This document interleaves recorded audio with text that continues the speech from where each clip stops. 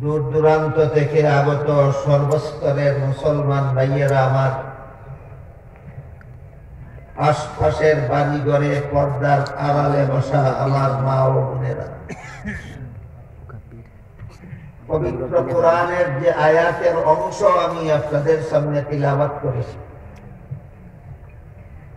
তাতে আল্লাহ সমস্ত মুমিন মুসলমানদেরকে নির্দেশ দিয়া বলেন,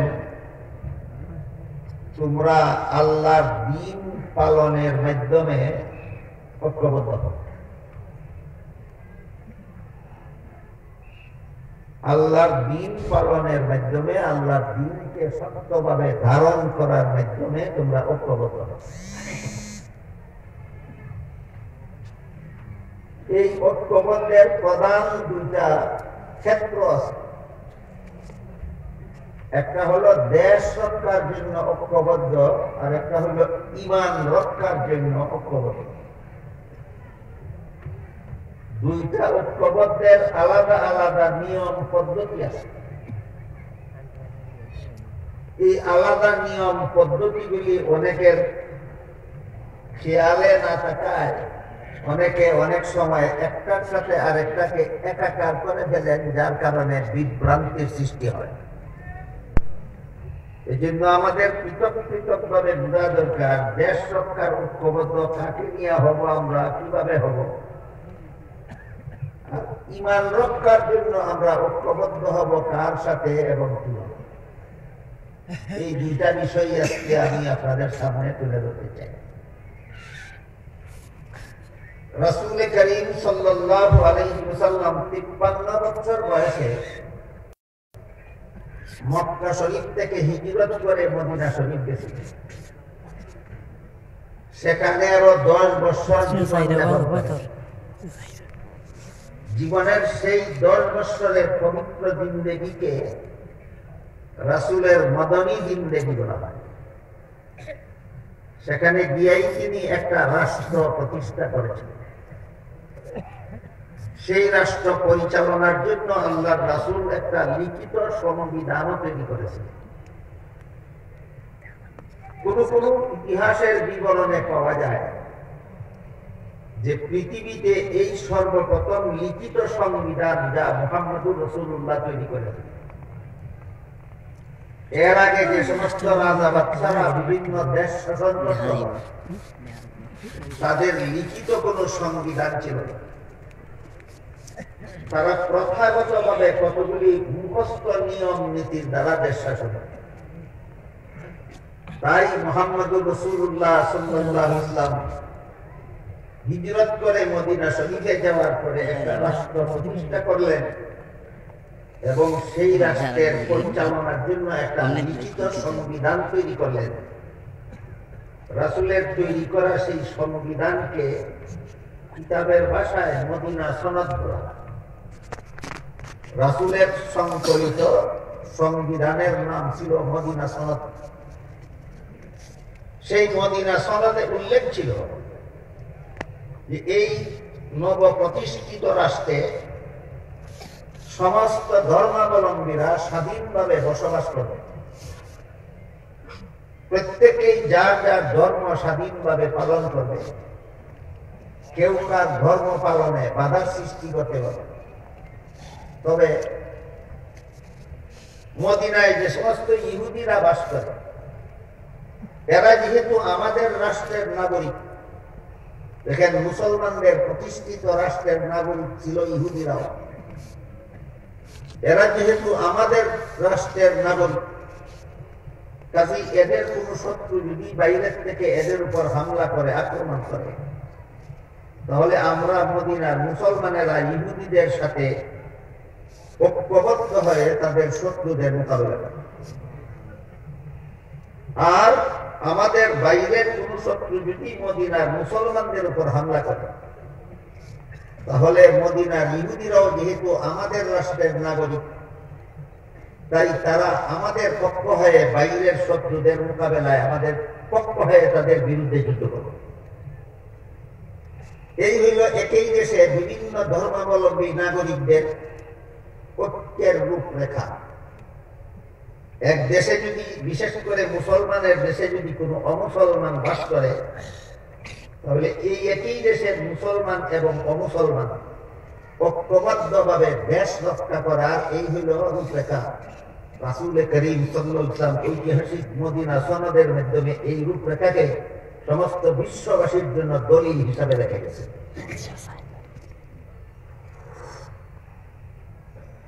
এই সমস্ত মুসলমান দেশের অমুসলমান নাগরিকদের সম্পর্কে হাদিস শরীফে রাসূল করিম সাল্লাল্লাহু আলাইহি ওয়াসাল্লাম বলেছেন, দিমাউহুম কাদিমাইকুম ওয়া আমওয়ালুহুম কাআমওয়ালিকুম। মুসলমান দেশে বসবাসকারী অমুসলিম নাগরিকদের জান মাল ইজ্জত রক্ষা করা হে মুসলমানগণ তোমাদের জন্য তেমনি ভাবে দরকারি যেমন ভাবে তোমাদের জান মাল ইজ্জত রক্ষা করা দরকার। অন্য হাদিসে রাসূল করিম সাল্লাল্লাহু আলাইহি ওয়াসাল্লাম বলেছেন, অমুসলিমরা যদি মুসলমানের দেশে বসবাসকারী অমুসলিম যদি শুকরের গোশত খায়, তাদের শুকরের গোশত খাওয়া আমাদের ছাগলের গোশত খাওয়া। মুসলমানরা খাবে ছাগলের গোশত, শুকরের গোশত খাবে না। অমুসলমানরা ছাগলের গোশত খাক বা না খাক, তারা যদি শুকরের গোশত খায়, তাদের শুকরের গোশত খাওয়ায় মুসলমান বাধা দেবে। মোটামুটি এই কয়েকটা কথা বুঝে থাকে বলুন, মুসলমান দেশে অমুসলমান নাগরিকদের ঐক্যবদ্ধ হওয়ার রূপরেখা ইসলামে আছে কি নাই? এই হলো দেশ রক্ষার ব্যাপারে ঐক্য। দেশ রক্ষার ব্যাপারে মুসলমান অমুসলমান নির্বিশেষে সবাই দেশের জন্য কাজ করবে, দেশের মঙ্গলের জন্য কাজ করবে এবং ঐক্যবদ্ধভাবে কাজ করবে। এই হইল ঐক্যের রূপরেখা। কিন্তু কেউ যদি দেশের শত্রু হয়, দেশের শান্তিপ্রিয় নাগরিকদের শত্রু হয়, চাই মুসলমান নাগরিকের শত্রু হোক, চাই অমুসলিম নাগরিকের শত্রু হোক, তাহলে ওই শত্রু সমস্ত দেশবাসীর শত্রু। ওই শত্রু সমস্ত দেশবাসীর শত্রু। এই শত্রুদের মোকাবেলা করা, শত্রুদের মোকাবেলায় যা কিছু করার আছে সবকিছু করতে হবে মুসলমান অমুসলমান সম্মিলিত। দেশের যারা শত্রু, এদের বিরুদ্ধে মুসলিম অমুসলিম নির্বিশেষে ঐক্যবদ্ধভাবে দেশের শত্রুদের মোকাবেলা করতে হবে। ঐতিহাসিক মদিনা সনদের দ্বারা এই কথা স্বীকৃত। বাইরের কোন শত্রু যদি মদিনার ইহুদের উপর হামলা করে, মুসলমান মদিনার ইহুদির পক্ষ হয়ে বাইরের শত্রুদের বিরুদ্ধে যুদ্ধ করে। বাইরের কোন শত্রু যদি মদিনার মুসলমানের উপর হামলা করে, মদিনার ইহুদিরা মুসলমানের পক্ষ হয়ে বাইরের শত্রুর বিরুদ্ধে যুদ্ধ করে। এই হইল এক দেশে বসবাসকারী মুসলিম অমুসলিমের ঐক্য। এটা কি একে অপরের ধর্ম পালনের ঐক্য না দেশ রক্ষার ঐক্য? দেশ রক্ষার ঐক্য। আমাদের বর্তমান সমাজের মদিনা সনদের স্বীকৃত সেই দেশ রক্ষার ঐক্যের আলোচনার দরকার হলো কেন? কারণ আমাদের দেশটাকে ধ্বংস করার জন্য একদল অমুসলিম এবং তাদের সাথে একদল মুনাফিক মুসলিম গভীর ষড়যন্ত্র চালাচ্ছে বাংলাদেশটাকে ধ্বংস করার জন্য।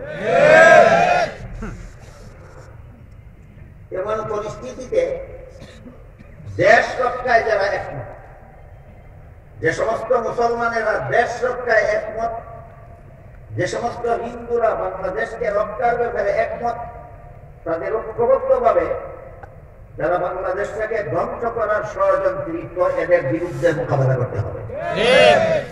এই মর্মে সমস্ত দেশ দরদি, হিন্দু মুসলমান নির্বিশেষে সমস্ত দেশ দরদি ঐক্যবদ্ধ আন্দোলনের জন্য প্রস্তুতি গ্রহণ করতে হবে। আমি আশা করি ইদানিংকালে আপনারা সংবাদ পাচ্ছেন চট্টগ্রামের সংবাদ। চট্টগ্রামের কুখ্যাত চিন্ময় কৃষ্ণ দাস, কুখ্যাত চিন্ময় কৃষ্ণ দাস বাংলাদেশের শত্রু, বাংলাদেশের স্বাধীনতার শত্রু, বাংলাদেশের সার্বভৌমত্বের শত্রু, বাংলাদেশের স্বাধীন নাগরিকদের শত্রু, বাংলাদেশের মুসলমানের শত্রু, মুসলমানের ধর্ম ইসলামের শত্রু। দেশ দেশের স্বাধীনতার বিরুদ্ধে কর্মকাণ্ডে ধরা পড়েছে, দেশদ্রোহী মামলায় গ্রেফতার হয়ে আদালতে গেছে। দেশদ্রোহী মামলায় দেশের বিরুদ্ধে দুশ্মনী করার কারণে রাষ্ট্রদ্রোহী মামলায় গ্রেফতার হয়েছে আদালতে গেছে। ইন্ডিয়ার মাথা ব্যথা শুরু হয়ে গেছে। ইন্ডিয়া তার গ্রেফতারির বিরুদ্ধে প্রতিবাদ জানিয়েছে। তোমাদের একটা মালা উঠে গ্রেফতার করলে যদি তোমাদের এত মাথা ব্যথা হয়, তাহলে তোমাদের দেশে শত শত মসজিদ যে তোমরা ধ্বংস করেছ, হাজার হাজার মুসলমানকে যে শহীদ করেছ, বাংলাদেশের মুসলমানের ভিতরে মাথা ব্যথা নাই? এই জন্য আমি আজকের এই মহাসম্মেলনের মাধ্যমে বাংলাদেশের প্রায় 17 কোটি মুসলমানের পক্ষ থেকে অন্তর্বর্তীকালীন সরকারের কাছে কয়েকটা আবেদন পেশ করতে চাই। আপনাদের মনোপুতে হলে সমর্থন দিবেন, মনোপুত না হলে অনাস্থা দিবেন। আপনাদের পছন্দ হইলে সমর্থন দিবেন, পছন্দ না হলে অনাস্থা দিবেন। ব্যাপারটা এমন নয় যে আমার মনে চাইছে তাই আপনারা সমর্থন দিতে বাধ্য, তা নয়। আপনারা বিবেক সম্মত হলে সমর্থন দিবেন, বিবেক বিরোধী হলে অনাস্থা দিবেন। 1 নম্বর প্রস্তাব, এই দেশের শত্রু, দশের শত্রু, বাংলাদেশের স্বাধীনতার শত্রু, বাংলাদেশের সার্বভৌমত্বের শত্রু, বাংলাদেশের ভৌগোলিক সীমারেখার শত্রু এই চিন্ময় কৃষ্ণ দাসকে ফাঁসি কাস্তে ঝুলানো হোক। এতে বাংলাদেশের দেশ রক্ষায় যারা সমস্ত হিন্দু মুসলমান নির্বিশেষে আমরা যারা বাংলাদেশের স্বাধীনতায় বিশ্বাসী, আমরা সকলে আমার এই প্রস্তাব সমর্থন দেওয়া দরকার মনে করে যে আপনারা, তাহলে আমি বাংলাদেশের সমস্ত শান্তিপ্রিয়, স্বাধীনতা প্রিয়, স্বাধীনতাকামী নাগরিকদের পক্ষ থেকে অন্তর্বর্তীকালীন সরকারের কাছে আবেদন জানাই, এই দুশ্মনটাকে ফাঁসি কাস্তে ঝুলাতে হবে। তা না হলে 17 কোটি জনগণ আইন হাতে তুলে নিতে বাধ্য হবে। তখনকার পরিস্থিতির জন্য সরকারকেই দায় দায়িত্ব বহন করতে হবে। 2 নম্বর প্রস্তাব, এই শত্রুর হাতে করা সন্ত্রাসী সংগঠন, নাম বলতে পারেন কেউ? ইসকন। এই দুশ্মনের, এই মালাউনের হাতে করা সন্ত্রাসী সংগঠনের নাম হলো ইসকন। আপনারা জানেন ইসকনের সন্ত্রাসী গুন্ডারা আদালতের সামনে মুসলমান আইনজীবীকে মুসলমানের পক্ষে ওকালতি করার কারণে জনসমক্ষে কুপিয়ে হত্যা করেছে। এই ইসকনকে সরকারিভাবে নিষিদ্ধ ঘোষণা করা হবে। আর এই সন্ত্রাসী সংগঠনের সাথে যে সমস্ত নামধারী মুসলমানেরা জড়িত ধরা পড়েছে, এমন কিছু মুনাফিক মার্কা মুসলমান আছে যারা শত্রুদের সাথে তলে তলে ইন্ধন যোগায়। আমি মনে করি এরা সত্যিকারের মুসলমান নয়, এরা মুনাফিক। এরা মীর জাফরের ভূমিকায় অবতীর্ণ হয়েছে।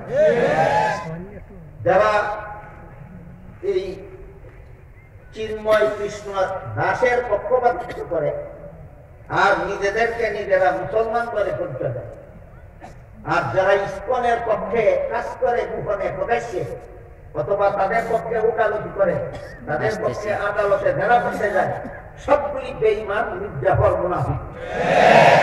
সবগুলি মুনাফিককে দেশদ্রোহীর মামলার আওতায় এনে এদেরকে আদালতে আইনের মুখোমুখি করা হবে। আপনারা কি আমার সাথে একমত? এই হলো দেশ রক্ষার জন্য ঐক্যের রূপরেখা। দেশ রক্ষার ঐক্য করবে শুধু মুসলমানে না, দেশের সমস্ত শান্তিপ্রিয় নাগরিক। কাজেই এই ঐক্যের মধ্যে হিন্দু মুসলমানের কোন প্রভেদ নেই। যে সমস্ত মুসলমানরা দেশপ্রেমিক, যে সমস্ত হিন্দুরা দেশপ্রেমিক, যে সমস্ত ইহুদিরা দেশপ্রেমিক, যে সমস্ত খ্রিস্টানেরা দেশপ্রেমিক, যে সমস্ত বৌদ্ধরা দেশপ্রেমিক, যে দেশে বাস করে সেই দেশপ্রেমিক। কোন দেশপ্রেমিক?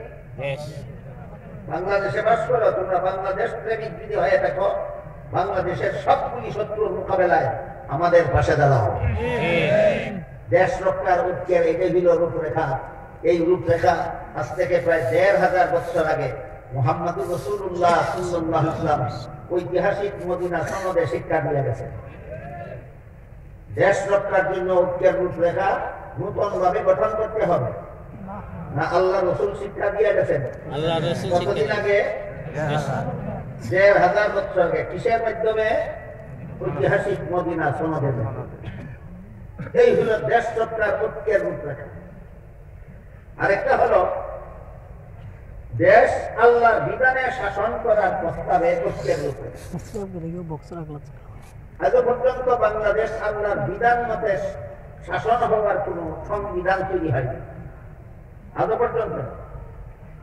এমনকি বাংলাদেশ যে পাকিস্তান থেকে স্বাধীনতা লাভ করেছিল, সেই পাকিস্তানও বর্তমানে ইসলামী আল্লাহর বিধান মতে শাসিত নয়। ভারত যেভাবে মন গড়া আইনে শাসিত, পাকিস্তান তেমনি ভাবে মন গড়া আইনে শাসিত, বাংলাদেশ তেমনি ভাবে মন গড়া আইনে শাসিত। এই দেশ শাসন যদি আল্লাহর বিধান মতে দেশ শাসনের জন্য যদি মুসলমানদের ঐক্য করতে হয়, তাহলে সেটা একমাত্র মুসলমানের ঐক্যের দ্বারা হবে। সেখানে অমুসলিমদের ঐক্যের কোন স্থান নেই। দেশের মুসলমানরা ঐক্যবদ্ধ ভাবে যদি সিদ্ধান্ত নেয় যে আমাদের দেশটা আল্লাহর বিধান মতে শাসিত হবে, এই ক্ষেত্রেও আল্লাহর জমিনে আল্লাহর হুকুমত কায়েম করতে গেলে, আল্লাহর মালিকানার দেশে আল্লাহর বিধান চালু করতে গেলে মুসলমানদের ঐক্যবদ্ধতা ছাড়া বিকল্প নাই। ঠিক। এবার বলুন, দেশ রক্ষার জন্য শুধু মুসলমানদের ঐক্য দরকার না সবার সকলের ঐক্য দরকার? সকলের। আর ইসলামী আইনে দেশ শাসনের জন্য কাদের ঐক্যবদ্ধতা দরকার? সমস্ত মুসলমানদের ঐক্যবদ্ধতা দরকার। আজকাল এই পরিস্থিতি, বর্তমান বাংলাদেশ যে পরিস্থিতির শিকার, এই পরিস্থিতিতে আজকাল অনেকেই মুসলমান সমাজে এই দাওয়াত দিয়ে বেড়াচ্ছেন যে চলুন আমরা সব মুসলমানরা ঐক্যবদ্ধ হব। প্রশ্ন জাগে, দেশ রক্ষার জন্য ঐক্যের দাওয়াত দিচ্ছেন আপনি, না আল্লাহর আইনে দেশ শাসনের জন্য ঐক্যের দাওয়াত দিচ্ছেন? ক্লিয়ার করুন, কথা পরিষ্কার করুন। যদি দেশ রক্ষার জন্য ঐক্যের দাওয়াত দিয়ে থাকেন, তাহলে শুধু মুসলমানকে দেবেন কেন? মদিনা সনদে তো অমুসলমানকেও দেশ রক্ষার ঐক্যবদ্ধ করেছে। কথা বুঝেন কি আপনারা? বুঝে থাকতে বলেন, দেশ রক্ষার ঐক্যে শুধু মুসলমান থাকে না দেশের সমস্ত নাগরিক থাকে? দেশের সমস্ত নাগরিকদের দেশ রক্ষার জন্য ঐক্যের দাওয়াত দেন। আর যদি দেশকে আল্লাহর বিধানে দেশ শাসনের জন্য যদি ঐক্যের দাওয়াত দাও, তাহলে সেই দাওয়াতটা শুধু মুসলমানের মধ্যেই দিতে হবে। কিন্তু সেখানে ঐক্যের আরেকটা রূপরেখা আছে। দেশ রক্ষার জন্য যেমন ভাবে মুসলিম অমুসলিম নির্বিশেষে সমস্ত দেশের শান্তিপ্রিয় নাগরিকের ঐক্যের প্রয়োজন, ঠিক তেমনি ভাবে দেশ আল্লাহর বিধানে শাসিত হওয়ার জন্য যে মুসলমানদের ঐক্যের প্রয়োজন, সেই ঐক্যেরও একটা সুস্পষ্ট রূপরেখা কোরআনে হাদিসে বর্ণিত আছে। মজার ব্যাপার হইল, যারা ঐক্যের দাওয়াত দেয়, তারা ঐক্যের দাওয়াত দেয় ঠিক, কিন্তু ঐক্যের রূপরেখা বলে না। কোন ঠিকানায় গিয়ে বাংলাদেশের সব মুসলমান ঐক্য হবে, ঠিকানাটা বলে না। কোন প্ল্যাটফর্মে গিয়ে বাংলাদেশের সব মুসলমান ঐক্যবদ্ধ হবে, এই প্ল্যাটফর্মের নাম বলে না। অথচ আল্লাহ পাক রব্বুল আলামিন পবিত্র কোরআনের যে আয়াতে মুসলমানদের ঐক্যবদ্ধ হওয়ার নির্দেশ দিয়েছেন, সেখানে ঐক্যের নির্দেশ দেওয়ার আগে ঐক্যের ঠিকানা পরিষ্কার করে বলে দিয়েছেন। আল্লাহ বলেছেন, এই ঠিকানা মতে সব মুসলমান একদম, অমুক ঠিকানা মতে সব মুসলমান একদম। সেই আয়াতটি আমি আপনাদের সামনে তিলাওয়াত করেছিলাম। আল্লাহ বলেন, ওয়াক্তাসিমু বিহাবলিল্লাহি জামিআন ওয়া লা তাফাররাকু। হে মুমিন মুসলমানেরা, তোমরা আল্লাহর দ্বীনকে শক্তভাবে ধারণ করার মাধ্যমে ঐক্যবদ্ধ হও। বলেন কিসের মাধ্যমে? বলেন কি না বলেছেন? ঐক্যবদ্ধ হও আগে বলেছেন, না মাধ্যমটার নাম আগে বলেছেন? মাধ্যমটার নাম আগে বলেছেন। আগে ঠিকানা চিহ্নিত করে দিয়েছেন, তারপরে বলেছেন এখানে এসে তোমরা ঐক্যবদ্ধ হও। এই ঠিকানাটার নাম হলো আল্লাহর ভাষায় হাবলুল্লাহ। সমস্ত মুসলমানদেরকে আল্লাহর আইনে দেশ শাসনের জন্য আল্লাহ যে ঐক্যবদ্ধ হওয়ার দাওয়াত দিয়েছেন, আল্লাহ সেই ঐক্যবদ্ধ হওয়ার ঠিকানাটার নাম দিয়েছেন আল্লাহর ভাষায় হাবলুল্লাহ। আল্লাহর ভাষায় হাবলুল্লাহ। হাবলুল্লাহ শব্দের শাব্দিক অর্থ হলো আল্লাহর রশি। হাবলুল্লাহ শব্দের শাব্দিক অর্থ কি? আল্লাহর রশি। এখানে রশি শব্দটা রূপক অর্থে আল্লাহ ব্যবহার করেন। আল্লাহ কোরআনের বিভিন্ন আয়াতে বিভিন্ন শব্দকে মূল অর্থে ব্যবহার না করে রূপক অর্থে ব্যবহার করেন। এটাও আরবি সাহিত্য, বাংলা সাহিত্য, ইংরেজি সাহিত্য সব সাহিত্যের একটা অংশ। বিভিন্ন সময় বিভিন্ন শব্দকে মূল অর্থে ব্যবহার না করে রূপক অর্থে ব্যবহার করা হয়। যেমন সেহরি খাওয়ার বিধান সম্বলিত আয়াতে আল্লাহ বলেন ফাকুলু ওয়াশরাবু হাত্তা ইয়াতাবাজ্জানা লাকুমুল খাইতুল আবয়াদু মিনাল খাইতিল আসওয়াদি মিনাল ফাজর। তোমরা ততক্ষণ পর্যন্ত সেহরি খাও যতক্ষণ পর্যন্ত সাদা সুতা এবং কালো সুতা পৃথকভাবে দেখা না যায়। এখানে আল্লাহ সাদা সুতা আর কালো সুতা দুইটা শব্দ মূল অর্থে ব্যবহার করেনি, রূপক অর্থে ব্যবহার করেছে। একজন সাহাবী এই দুই শব্দকে মূল অর্থে ধরে নিয়ে সেহরি খেতে বসলেন। এক পায়ে বাঁধলেন একটা সাদা সুতা আর এক পায়ে বাঁধলেন একটা কালো সুতা।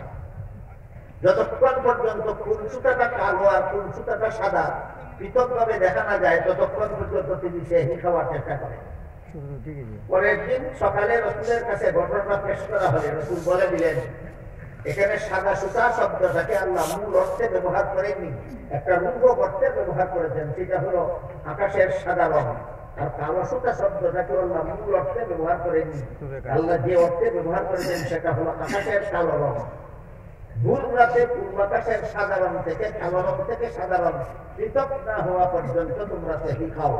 বুঝে থাকলে বলুন এখানে আল্লাহ সাদা সুতা আর কালো সুতা মূল অর্থে ব্যবহার করেছেন না রূপক অর্থে? ঠিক তেমনি ভাবে ঐক্যের নির্দেশ দিয়েছেন আল্লাহ যে আয়াতে, যেখানে আল্লাহ ঐক্যের যে ঠিকানাটা চিহ্নিত করে দিয়েছেন আল্লাহর ভাষায় তার নাম হলো হাবলুল্লাহ। হাবলুল্লাহ শব্দের মূল অর্থ হলো আল্লাহর রশি।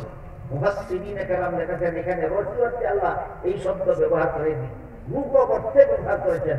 সেই অর্থটা হলো আল্লাহর দ্বীন। তোমরা আল্লাহর দ্বীন পালনের মাধ্যমে ঐক্যবদ্ধ হও। এবার বলুন মুসলমান অমুসলমান নির্বিশেষে সমস্ত নাগরিকদেরকে নিয়ে আমরা দেশ রক্ষার জন্য ঐক্যবদ্ধ হব। একই মূলনীতিতে না দেশ রক্ষার ঐক্যবদ্ধের মূলনীতি আলাদা? দেশ রক্ষার জন্য ঐক্যের মূলনীতি আলাদা। আর আল্লাহর বিধানে দেশ শাসনের জন্য আমরা মুসলমানদের নিয়ে ঐক্যবদ্ধ হব, সেটা আগেরটার মতো না। স্বাতন্ত্র আছে, স্বাতন্ত্র আছে। এই এর ঐক্যের রূপরেখা আলাদা। আল্লাহর জমিনে আল্লাহর বিধানে আল্লাহর বিধান মতে আল্লাহর দেশ শাসন করার জন্য শুধুমাত্র মুসলমানেরা যে ঐক্যবদ্ধ হবে সেই ঐক্যবদ্ধতার প্ল্যাটফর্মকে আল্লাহর ভাষায় হাবলুল্লাহ বলা হয়েছে। এর মর্ম হলো আল্লাহর দ্বীন পালনের মাধ্যমে তোমরা ঐক্যবদ্ধ হও। তাই এবার বাধ্যতামূলক ভাবে আমাদের বুঝতে হয় আল্লাহর দ্বীন কাকে বলে। আমরা তো আল্লাহর দ্বীন পালনের মাধ্যমে ঐক্যবদ্ধ হব। মজার ব্যাপার হলো আজকাল যারা মুসলমানদের ঐক্যবদ্ধ হওয়ার দাওয়াত দিচ্ছেন তারা সবাই এই আয়াতের দ্বারা দলিল দিচ্ছেন। আল্লাহ কোরআনে বলেছেন ওয়াতাসিমু বিহাবলিল্লাহি জামিআন ওয়া লা তাফাররাকু। আমার কথাগুলি বুঝে থাকলে আপনারা বলুন এখানে আল্লাহ শুধু ঐক্যবদ্ধ হওয়ার কথা বলেছেন না ঐক্যের ঠিকানাটা আগে বলে দিয়েছেন? তাহলে যারা ঐক্যের দাওয়াত দেয় তারা ঠিকানাটা বলে না কেন, শুধু ঐক্যের কথা বলে কেন? দুই কারণে, হয়তো নিজেই জানে না ঐক্যের ঠিকানা কোনটা, আর না হয় জানে কিন্তু ঠিকানা বললে তার মতো বাকিদের সাথে কোনো মুসলমান ঐক্যবদ্ধ হতে যাবে না। এদের প্রতারণায় যেন আমরা না পড়ি। এজন্য আল্লাহর দ্বীন পালনের মাধ্যমে যে আমরা ঐক্যবদ্ধ হব, এখানে দ্বীন বলতে কি বোঝানো হয়েছে এটা খুব পরিষ্কার ভাবে বর্তমান বাংলাদেশের সমস্ত মুসলমানদের জানা, বুঝা এবং জীবন ভর মনে রাখা দরকার। এই প্রশ্নের পরিষ্কার জবাব আল্লাহর দ্বীন বলতে কি বোঝায় এই প্রশ্নের মাদ্রাসার পরিভাষায় বলা হয় জামে মানে তারিখ। যে বাংলায় কি বলবো, পরিপূর্ণ সংগ্রাম। আমাদের দ্বীনের পরিপূর্ণ সংগ্রাম, কমপ্লিট ডেফিনেশন। মুসলমানের দ্বীন, যে দ্বীন পালনের মাধ্যমে মুসলমান ঐক্যবদ্ধ হবে, এর জামে মানে তারিখ হলো পরিপূর্ণ সংজ্ঞা হলো কমপ্লিট ডেফিনেশন। রাসূল করিম সাল্লাল্লাহু আলাইহি ওয়াসাল্লাম একটি হাদিসে বলে দিয়েছেন, সেই হাদিসটা বুঝে নিলেই অনেক কিছু পরিষ্কার হয়ে যাবে। হাদিসটাকে মুহাদ্দিসিনে কেরামের পরিভাষায় হাদিসে জিবরিল বলা হয়। হাদিসে উল্লেখ আছে জিবরিল ফেরেশতা একজন অচেনা মানুষের আকৃতি ধারণ করে রাসূল করিম সাল্লাল্লাহু আলাইহি ওয়াসাল্লামের খেদমতে এসেছেন। এই কথাটা স্মরণ রাখুন, একটু পরে কাজে লাগবে। জিবরিল এসেছিলেন একজন অচেনা মানুষের আকৃতি ধারণ করে। বলুন তো কার আকৃতি? এই যেমন রাখবেন, অচেনা মানুষের আকৃতি ধারণ করে রাসূলের কাছে এসেছিলেন। রাসূলের মুখোমুখি হয়ে বসলেন, কতগুলি প্রশ্ন করলেন। রাসূল জবাব দেওয়ার পরে জিবরিল চলে গেলেন। চলে যাওয়ার পর রাসূল উপস্থিত সাহাবাদের জিজ্ঞেস করলেন, তোমরা কি চিনতে পেরেছো? কোন লোকটা এসে আমার কাছে আমার সাথে প্রত্যুত্তর করে চলে গেল? সাহাবাগণ বলেন, আমরা চিনতে পারি। এবার আপনারা বলুন, কেন চিনতে পারলেন না? এই কথাটা বলছিলাম, মনে রাখো, অচেনা মানুষের আকৃতি ধারণ করে এসেছিলেন, এই জন্য সাহাবাগণ বলেন আমরা চিনতে পারি। রাসূল বলেন, হাযা জিবরিল আতাকুম ইউআল্লিমুকুম দীনাকুম। জিবরিল ফেরেশতা এসেছিলেন আমাকে প্রশ্ন করবেন আর আমি জবাব দেব, এর মাধ্যমে তোমরা তোমাদের দ্বীনের পরিপূর্ণ সংজ্ঞা জেনে নেবে। তোমাদের দ্বীন বলতে কি বোঝায় তোমরা যেন জেনে নিতে পারো। রাসূলের হাদিসে জিবরিলে রাসূল উম্মতকে পরিপূর্ণ দ্বীন কাকে বলে তার সংজ্ঞা বলে দিয়েছেন। এবার আমরা কি সংজ্ঞা বলে দিলেন আমরা একটু বোঝার চেষ্টা করি। জিবরিল প্রথম প্রশ্ন করেছিলেন, মাল ঈমান, ঈমান কাকে বলে? জবাবে রাসূল করিম সাল্লাল্লাহু আলাইহি ওয়াসাল্লাম বলেন, ছয়টি কথা বিশ্বাস করা মানে। এই ছয়টা হলো ঈমানের মূল কথা। ছয়টা আল্লাহর প্রতি বিশ্বাস স্থাপন করা, ফেরেশতাগণের প্রতি বিশ্বাস স্থাপন করা, আসমানি কিতাব তথা কুরআনের প্রতি বিশ্বাস স্থাপন করা, নবী রাসূলগণকে বিশ্বাস করা, তকদীর বিশ্বাস করা, আখিরাত বিশ্বাস করা।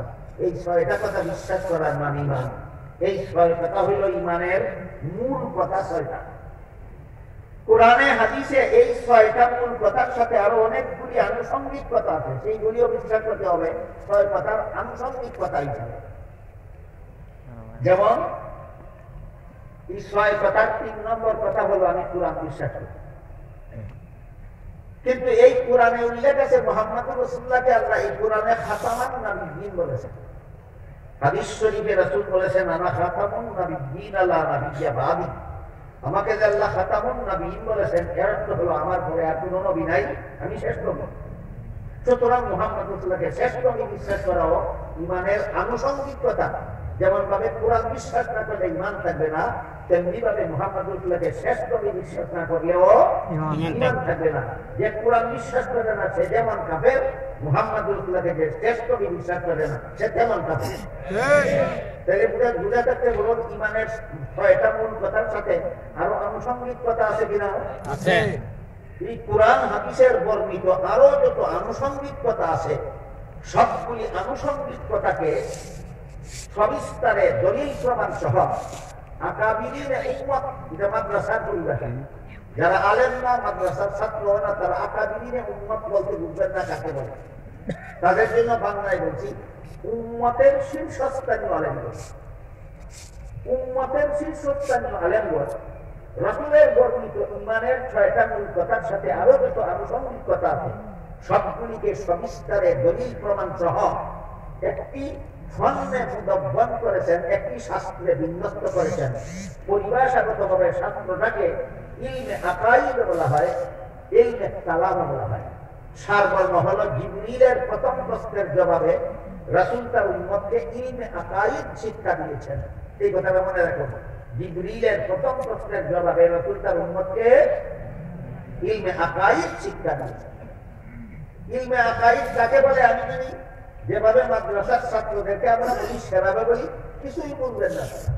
এই জন্য আপনারা যারা আলেমানা মাদ্রাসার ছাত্র, আপনাদের সহজে বোঝার জন্য বলছি, আল্লাহর যে সমস্ত বিধিবিধান শুধুমাত্র অন্তরে বিশ্বাস করতে হয়, শরীরের অঙ্গ প্রত্যঙ্গের দ্বারা পালন করার মতো কিছু নাই, এইগুলি বিশ্বাস করার নাম, এই বিধানগুলি জানার নাম ইলমে আকাইদ।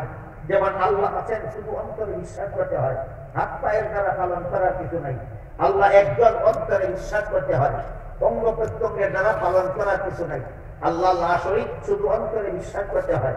হযরত আদম আলাইহিস সালাম সর্বপ্রথম নবী, অন্তরে বিশ্বাস করতে হয়। মুহাম্মদুর রাসূলুল্লাহ সর্বশ্রেষ্ঠ নবী, শুধু অন্তরে বিশ্বাস করতে হয়। সমস্ত নবী রাসূলগণ আজীবন বেগুনাহ, শুধু অন্তরে বিশ্বাস করতে হয়। এভাবে আল্লাহর যে সমস্ত বিধান শুধুমাত্র অন্তরে বিশ্বাস করতে হয়, অঙ্গ প্রত্যঙ্গের দ্বারা পালন করার কিছু নাই। ওই বিধানগুলি জানার নাম ইলমে আকাল। ওই বিধানগুলি জানার নাম ইলমে আকাল। তারপর জিবরিল ফেরেশতা জিজ্ঞাসা করলেন, মাল ইসলাম, ইসলাম কাকে বলে? জবাবে রাসূল ইসলামের 5টা মূল কথা বলেন। ঈমানের মূল কথা ছিল 6টা, আর ইসলামের মূল কথা হলো 5টা। 1 নম্বর মুখে কলেমা উচ্চারণ করা, 2 নম্বর 5 বেলার নামাজ কায়েম করা, 3 নম্বর রমজান মাসে রোজা রাখা, 4 নম্বর ধনী হলে যাকাত দেওয়া, 5 নম্বর সমর্থনের হজ করা। এই 5টা হলো ইসলামের মূল কথা। এর সাথে কুরআন হাদিসের বর্ণিত আরো যত আনুষঙ্গিক কথা আছে, সবগুলিকে সবিস্তারে দলিল প্রমাণ সহ ওই আকাবিরিনের উম্মত আরেকটি শাস্ত্রে বিন্যস্ত করেছেন। পরিভাষাগতভাবে সেই শাস্ত্রটাকে ইলমে ফিকহ বলা হয়। সারমর্ম হলো জিবরিলের দ্বিতীয় প্রশ্নের জবাবে রাসূল তার উম্মতকে ইলমে ফিকহ শিক্ষা দিয়েছেন। ইলমে ফিকহ কাকে বলে? আল্লাহর যে সমস্ত বিধান শুধু অন্তরে বিশ্বাস করলে চলে না, শরীরের বাহ্যিক অঙ্গ প্রত্যঙ্গের দ্বারা পালন করতে হয়। এইগুলি জানার নাম ইলমে ফিকহ। যেমন ওযুর 4 ফরজ, বিশ্বাস করলেই উযু হয় না, হাত মুখ ধুইতে হয়। এই ওযু ইলমে আকাইদের বিষয় না, ইলমে ফিকহের বিষয়। নামাজের 13 ফরজ, বিশ্বাস করলেই নামাজ হয় না, রুকু সিজদা করতে হয়। তাইলে নামাজ ইলমে আকাইদের বিষয় না, ইলমে ফিকহের বিষয়। এইভাবে জিবরিলের দ্বিতীয় প্রশ্নের জবাবে রাসূল তার উম্মতকে ইলমে ফিকহ শিক্ষা দিয়েছেন। এবার জিবরিল ফেরেশতা রাসূলকে 3 নম্বর প্রশ্ন করলেন, মাল ইহসান, নির্ভেজাল ইবাদত কোনটা? জবাবে রাসূল করিম সাল্লাল্লাহু আলাইহি ওয়াসাল্লাম নির্ভেজাল ইবাদতের 2টা মূল কথা বলে দিয়েছেন। আপনারা যদি কথা একটু লম্বা হলে সামনের কথা শুনতে শুনতে পিছনের কথা ভুলে যান, তাহলে সব কথার একটা সারমর্ম নিয়ে বাড়িতে যেতে পারবেন না। এই জন্য আমি একটু পর পর আবার পিছনের কথা স্মরণ করে দিই। ঈমানের মূল কথা ছিল 6টা, ইসলামের মূল কথা ছিল 5টা, আর নির্ভেজাল ইবাদতের মূল কথা হলো 2টা। ঈমানের মূল কথা 6টা, ইসলামের মূল কথা 5টা, আর নির্ভেজাল ইবাদতের মূল কথা 2টা। কি কি 2টা মূল কথা রাসূল বলেন? আনতা আবুদাল্লাহ কাআন্নাকা তারাহু ফাইন লাম তাকুন তারাহু ফাইন্নাহু ইয়ারাক। এই হাদিসটা বিভিন্ন সূত্রে বর্ণিত। কোন বিবরণে আনতামুলা শব্দ উল্লেখ আছে, কোন বিবরণে তামালা শব্দ উল্লেখ আছে, কোন বিবরণে তাফআলা শব্দ উল্লেখ আছে। সবগুলি সারমর্ম হলো আল্লাহ সদা সর্বদা তোমার সামনে আছেন। একটা নির্ভেজাল ইবাদতের একটা মূল কথা, আল্লাহ সদা সর্বদা তোমার সামনে আছেন। আর একটা মূল কথা হলো তুমিও সদা সর্বদা আল্লাহর সামনে। কথা হলো আল্লাহ সর্বদা আমার সামনে আছেন, আমিও সর্বদা আল্লাহর সামনে আছি। তবে আল্লাহ সর্বদাই যে আমার সামনে আছেন, কিন্তু আমি কোনদিন আল্লাহকে দেখি না। কারণ দুনিয়ার জীবনে মানুষের জন্মচুকে আল্লাহকে দেখার মতো পাওয়ার দেওয়া হয়। কেন দেওয়া হয় না? এটা আল্লাহ ইচ্ছা করেই দেন না। কেন দেন না? যদি দিতেন তাহলে আমরা দুনিয়াতেই আল্লাহকে দেখতে পেতাম। কিন্তু তখন আমার ঈমানটাই গ্রহণযোগ্য হতো না। আল্লাহকে দেখে ঈমান আনলে ঈমান কবুল হয় না, আল্লাহকে না দেখে ঈমান আনলে ঈমান কবুল হয়।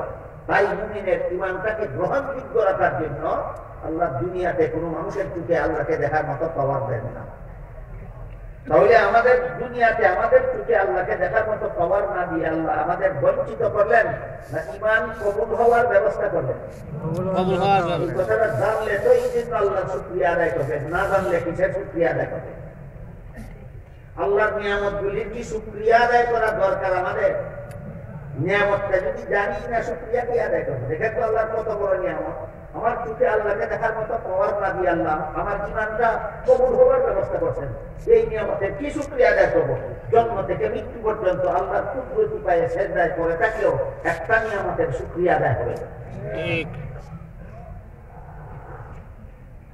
তাহলে আমরা আল্লাহ আমার সামনে আছেন সর্বদাই, কিন্তু আমি দেখি না, আমার দৃষ্টি শক্তির অভাবে। দেখি না দৃষ্টিশক্তির অভাবে। পরকালে আল্লাহ মুমিন বান্দাদের চোখে সেই অভাবটা রাখবেন না। পরকালে আল্লাহ মুমিন বান্দাদের চোখে পরিপূর্ণ পাওয়ার দিয়ে দিবেন।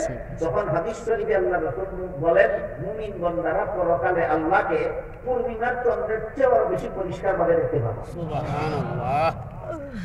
কিন্তু আমি যে সদা সর্বদা আল্লাহর সামনে আছি, আল্লাহরও কি দেখার জন্য কিছু অভাব আছে মনে করেন আপনারা? নাই। তাহলে আমি যে সদা সর্বদা আল্লাহর সামনে আছি, আল্লাহ তো আমাকে অবধি দেখে। আমি আল্লাহ আমার সামনে থাকার আমি দেখি না, আমার দৃষ্টিশক্তির অভাব আছে, কিন্তু আমি যে আল্লাহর সামনে আছি, আল্লাহর তো দেখার জন্য বিন্দুমাত্র অভাব নাই, তাই আল্লাহ আমাকে সদা সর্বদাই দেখেন। এই দুইটা বিশ্বাস যখন তোমার অন্তরে জাগ্রত হয়ে যাবে, তখন তোমার ধর্মের ক্ষেত্রে ইবাদত হবে নির্ভেজাল, আর সংসারের ক্ষেত্রে তোমার সকল কার্যকলাপ হবে দুর্নীতি মুক্ত। ঠিক। এর সহজ দুইটা উদাহরণ দিচ্ছি। সব মুসলমানরাই বিশ্বাস করে আল্লাহ আমাকে সর্বাবস্থায় দেখেন। এরপরও কোন মুসলমান চুরি করে কিনা, কোন মুসলমান ডাকাতি করে, কোন মুসলমান জিনা ব্যভিচার করে, কোন মুসলমান সুদ খায়, কোন মুসলমান ঘুষ খায়, কোন মুসলমান মদ খায়, কোন মুসলমান গাঁজা খায়, কোন মুসলমান দুর্নীতি করে, কোন মুসলমান জালিয়াতি করে।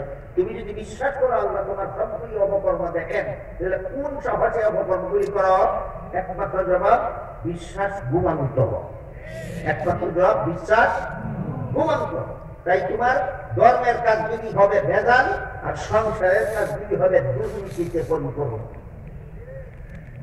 আর যদি এই বিশ্বাস জাগ্রত হয়, তাহলে কোন অপকর্মের সাহস বান্দার অন্তরে থাকে না। এর একটা উদাহরণ হলো হযরত ইউসুফ আলাইহিস সালামের সাথে জিনা করার জন্য যুলাইখা একটা খাস কামরায় নিয়ে গেছে, রাজকীয় ভাবে সাজানো খাস কামরা। ইউসুফ সেই কামরায় ঢুকে দেখলেন কামরার ভিতরে এক পাশে পর্দা দ্বারা কোনো একটা কিছু ঢেকে রেখেছে যুলাইখা। ইউসুফ আলাইহিস সালাম যুলাইখাকে জিজ্ঞেস করলেন, কামরার এক পাশে পর্দা দ্বারা কি ঢেকে রেখেছ? যুলাইখা বলে, আমি যে মূর্তিটার পূজা করি সেই মূর্তিটা রেখে রেখেছি। ইউসুফ আলাইহিস সালাম বললেন, তুমি তো এটার পূজাই করো, রেখে রাখলো কেন? যুলাইখা বলে, এখন আমি তোমার সাথে জিনা করবো, কাজে আমার পূজার মূর্তির সামনে তোমার সাথে জিনা করতে আমার লজ্জা হয়, এই জন্য মূর্তিটা রেখে রেখেছি। ইউসুফ আলাইহিস সালাম বললেন, মূর্তির সামনে জিনা করলে কি মূর্তি দেখে? যুলাইখা বলে, না, সামনে করলেও দেখে না। ইউসুফ জিজ্ঞাসা করেন, যেটার সামনে করলেও দেখে না, ডাকলেও দেখে না, এটা ডাকার দরকারটা কি ছিল? যুলাইখা বলে, যদিও আমার মূর্তি দেখে না, কিন্তু আমার মূর্তিটা যে কারিগরে বানাইছে তার চোখের মধ্যে দেখার ভঙ্গি দিয়ে বানাইছে। আমরা সিলেটি ভাষায় কিনা হয়, যেমন বুঝা যায় সাইটাচ্ছে, যেমন বুঝা যায় সেরকম একটা দেখার ভঙ্গি দিয়ে হবে। এই ভঙ্গিটার কারণে আমার লজ্জা। তখন হযরত ইউসুফ আলাইহিস সালাম বললেন, তোর মূর্তি আসলে দেখে না, শুধু চোখের মধ্যে দেখার ভঙ্গি আছে, এই কারণেই যদি এর সামনে আমার সাথে জিনা করতে তোর লজ্জা হয়, আমার আল্লাহ যে আসলেই দেখে, সেই আল্লাহর সামনে তোর সাথে আমি কোনটা হতে দেনা করবো? বুঝে থাকতে বলুন, আল্লাহ আমাকে দেখে, এই বিশ্বাসটা ইউসুফ নবীর অন্তরে ঘুমন্ত ছিল না জাগ্রত ছিল? এই বিশ্বাস যখন বান্দার অন্তরে জাগ্রত হয়ে যায়, তখন ইবাদত হয় নির্ভেজাল, সংসারের কাজ হয় দুর্নীতি মুক্ত। আর এই বিশ্বাস মানুষের অন্তরে জাগ্রত হয় একমাত্র মাদ্রাসা শিক্ষার দ্বারা। কোন শিক্ষার দ্বারা? আল্লাহ আমাকে দেখে, কোনটা হঠে না বাবানি কাজ করি, আল্লাহ আমাকে দেখে, কোনটা হঠে আল্লাহর বিরুদ্ধাচরণ করি। এই বিশ্বাস মুসলমানের অন্তরে জাগ্রত হয় কোন স্কুলের শিক্ষার দ্বারা নয়, কোন কলেজের শিক্ষার দ্বারা নয়, কোন ভার্সিটির শিক্ষার দ্বারা নয়, একমাত্র মাদ্রাসা শিক্ষার দ্বারা মুসলমানের অন্তরে এই বিশ্বাস জাগ্রত হয়। এটাই দুনিয়ার সমস্ত শিক্ষা ব্যবস্থার উপর মাদ্রাসা শিক্ষার প্রাধান্য। দুনিয়ার সমস্ত শিক্ষার উপর মাদ্রাসা শিক্ষার এই বৈশিষ্ট্য আলাদা কোন দুনিয়াতে আর কোন শিক্ষার দ্বারা আল্লাহ যেহেতু দেখতেছেন আমি কোন সাহসে অপকর্ম করি, এই চেতনাবোধ কোন শিক্ষার দ্বারা মানুষের অন্তরে জাগ্রত হয় না, একমাত্র মাদ্রাসা শিক্ষার দ্বারা মানুষের অন্তরে এই চেতনাবোধ জাগ্রত হয়। এই দিকে ইশারা করি রাসূল করিম সাল্লাল্লাহু আলাইহি ওয়াসাল্লাম বলেছিলেন, আনতা আবুদাল্লাহ কাআন্নাকা তারাহু ফাইন লাম তাকুন তারাহু ফাইন্নাহু ইয়ারাক। মর্ম হলো নির্ভেজাল ইবাদতের মূল কথা দুইটা। একটা হলো আল্লাহ সর্বদা তোমার সামনে আছেন, আর একটা হলো তুমি সর্বদা আল্লাহর সামনে আছো। দুইটা বিশ্বাস তোমার অন্তরে ঘুমিয়ে আছে, জাগাও, জাগ্রত করো। যদি নির্ভেজাল ইবাদতকারী হতে চাও, যদি তুমি দুর্নীতিমুক্ত সমাজ গড়তে চাও। এই দুইটা মূল কথার সাথে কোরআন হাদিসে আরো যত আনুষঙ্গিক কথা বর্ণিত আছে, এই আনুষঙ্গিক কথা সর্বমোট 20টা। আনুষঙ্গিক কথা সর্বমোট 20টা। আল্লামা ইমাম গাজালি রাহমাতুল্লাহি আলাইহি আরবাঈন ফি উসুলিদ দ্বীন নামক কিতাবে লিখেছেন, মানুষের মনের মধ্যে 10টা কুস্বভাব অটোমেটিকলি জন্ম হয়। মানুষের মনের মধ্যে কতটা কুস্বভাব জন্ম হয়? চেষ্টা করে জন্মাতে হয় না অটোমেটিকলি জন্ম হয়? অটোমেটিকলি জন্ম হয়। এই 10টা কুস্বভাব থেকে অন্তরকে পরিষ্কার করা, এরপরে আরো 10টা সুস্বভাবের ফসল মানের ক্ষেতের মধ্যে মেহনত করে ফলাতে হয়। 10টা কুস্বভাব দূর করতে হয়, 10টা সুস্বভাব অর্জন করতে হয়। কটা হইল? 20টা। এই 20টা আনুষঙ্গিক কথা। রাসূল 2টা মূল কথা বলে দিয়েছেন, নির্ভেজাল ইবাদতের মূল কথা 2টা, আনুষঙ্গিক কথা আছে আরো 20টা।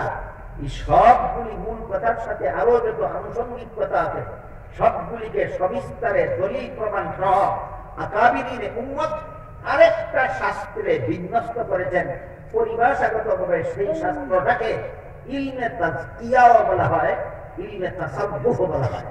সারমর্ম হলো, জিবরিলের 3য় প্রশ্নের জবাবে রাসূল তার উম্মতকে ইলমে তাজকিয়া শিক্ষা দিলেন। প্রথম প্রশ্নের জবাবে শিক্ষা দিয়েছিলেন ইলমে আকাইদ, দ্বিতীয় প্রশ্নের জবাবে শিক্ষা দিয়েছিলেন ইলমে ফিকহ, তৃতীয় প্রশ্নের জবাবে শিক্ষা দিলেন ইলমে তাজকিয়া। কত ইলম? কত ইলম?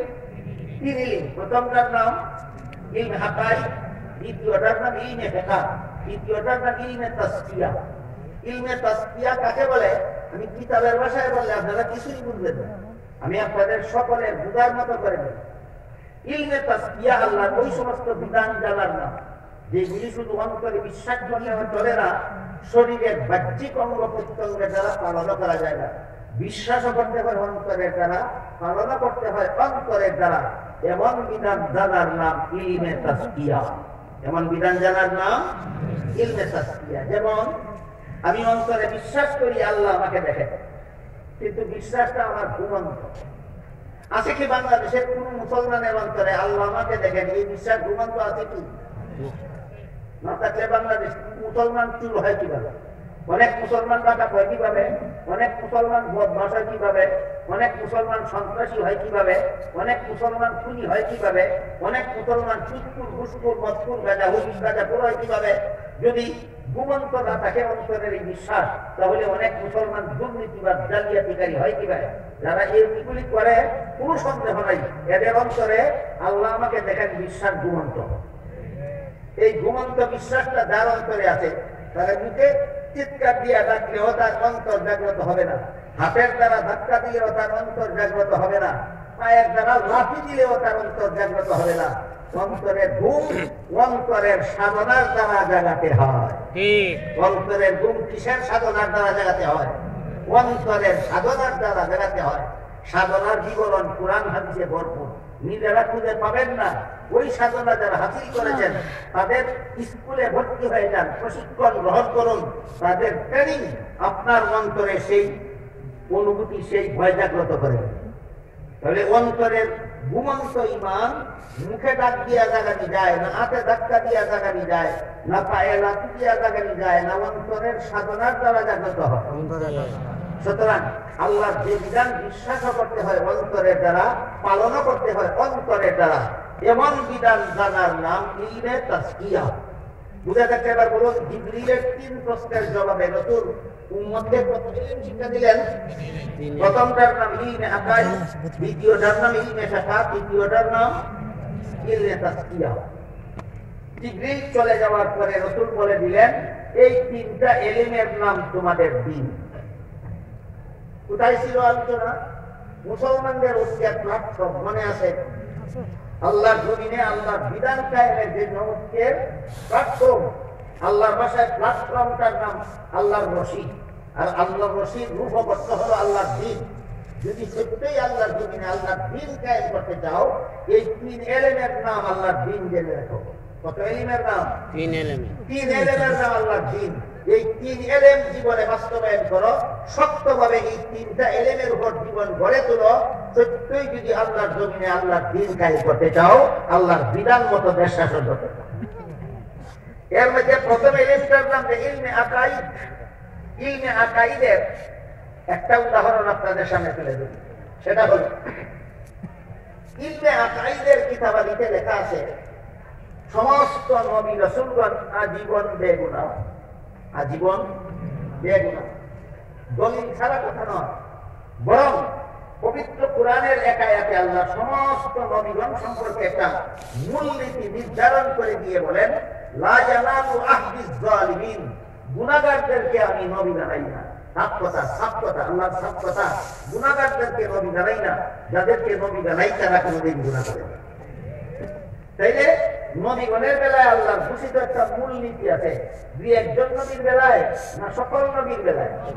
সকল নবীর বেলায়। এটাকে আরবি ভাষায় বলে কায়দায়ে কুল্লিয়া, বাংলা ভাষায় বলে সামগ্রিক মূলনীতি। বাংলা ভাষায় বলে সামগ্রিক মূলনীতি, যে আল্লাহ বলেন কোন গুনাহগারকে আমি নবী বানাই না, আর যাদেরকে নবী বানাই তারা কোনোদিন গুনাহ করে না। মনে রাখুন, ভুলে যাবেন না, সামনের কথা বলতে থাকবেন। দীর্ঘদিন যাবৎ মুসলমান সমাজের নবীগণকে বিভিন্ন নবীর জীবনের বিভিন্ন ঘটনার অপব্যাখ্যা ব্যাখ্যা করে মুসলমান সমাজের নবীগণকে আসামির কাঠগড়ায় দাঁড় করানো হয়। নবীগণকে আসামির কাঠগড়ায় দাঁড়ানো হয়, নবীগণকে গুনাহগার সাব্যস্ত করা হয় বিভিন্ন নবীর জীবনের বিভিন্ন ঘটনার অপব্যাখ্যার মাধ্যমে। এর মধ্যে প্রথম নবী আদমের ঘটনা।